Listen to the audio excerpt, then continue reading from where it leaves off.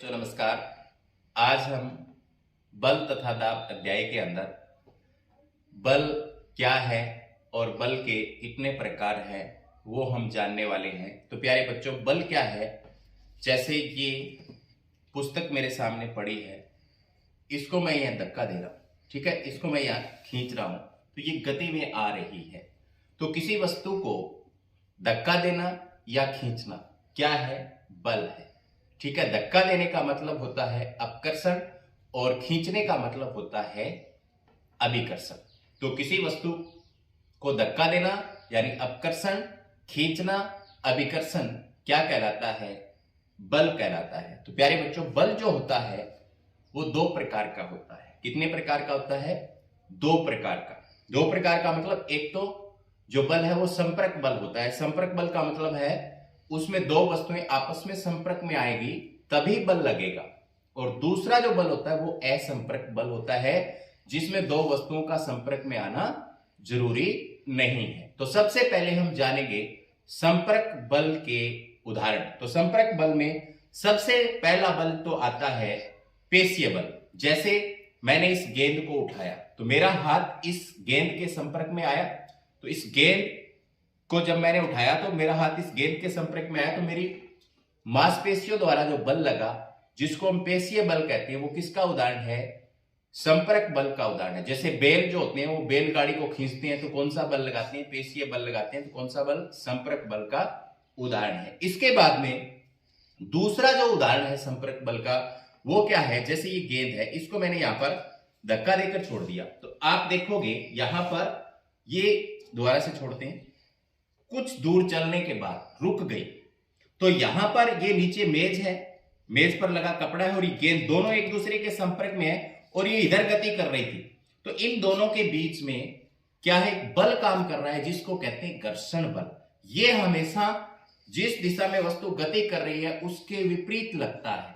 तो घर्षण बल भी किसका उदाहरण है? संपर्क बल का उदाहरण है। तो संपर्क बल में हमने दो पढ़े, एक पेशीय बल जिससे हम किसी चीज को उठाते हैं, और एक कौन सा बल? घर्षण बल, जिसके कारण वस्तुएं जो है वो कुछ दूर चलने के बाद जब उन पे बल नहीं लगता दूसरा, तो इसमें एक नीचे की तरफ बल काम कर रहा था, इस सतह और इस गेंद के बीच जो घर्षण बल था उसने इसको रोक दिया।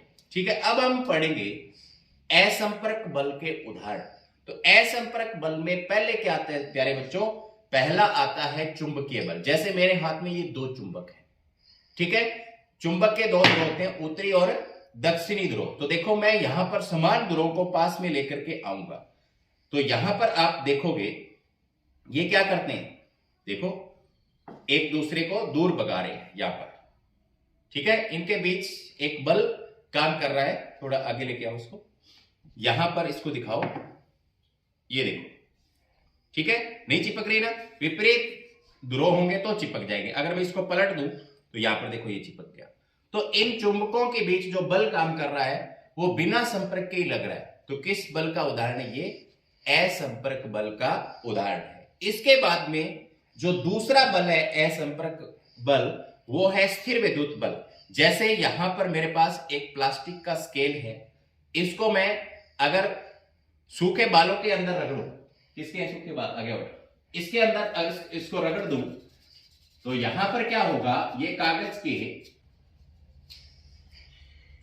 ऊपर निशान है ऐसे दो लाइन और। हाँ, अब दूसरा बल हम जिसका जिक्र कर रहे थे वो होता है स्थिर विद्युत बल।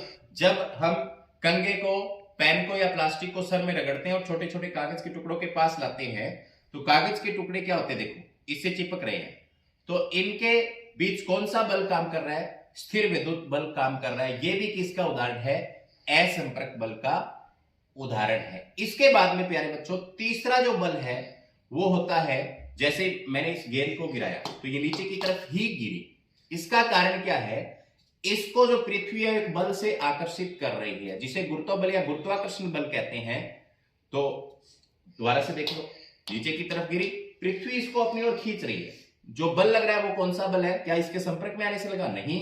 तो ये भी असंपर्क बल का उदाहरण है। तो बल किसे कहते हैं हमें पता लग गया। इसके बाद प्यारे बच्चों आता है दाब। क्या है दाब? तो दाब के बारे में भी हम थोड़ा सा जानेंगे। दाब क्या होता है? एकांक क्षेत्रफल पर लगने वाले बल को क्या कहा जाता है? दाब कहा जाता है। तो दाब का फॉर्मूला होता है दाब बराबर बल बटा क्षेत्रफल। तो यहां पर मैं दाब का एक आपको प्रयोग करके छोटा सा दिखा रहा हूं। यहां पर देखो, एक मैंने छोटी सी एक लकड़ी का टुकड़ा लिया हुआ है, प्लाई टाइप, और यहां पर बहुत सारी कीलें गाड़ रखी हैं और यहां पर एक कील गाड़ रखी है।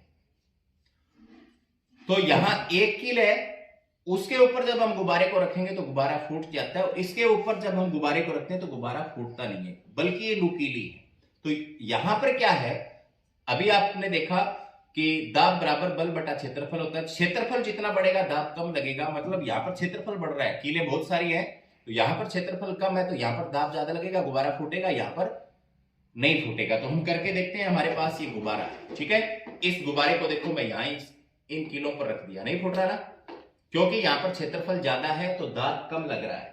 अब इसी गुब्बारे को हम इस एक कील पर रख देते हैं, फूट गया। तो इसका मतलब क्या है, यहां पर एरिया कम था, क्षेत्रफल कम था, तो दाब ज्यादा लगा, जिसके कारण से ये फूट गया। तो प्यारे बच्चों, आज हमने जाना बल क्या है और दाब क्या है। उम्मीद करता हूं कि आपको समझ में आया होगा। धन्यवाद।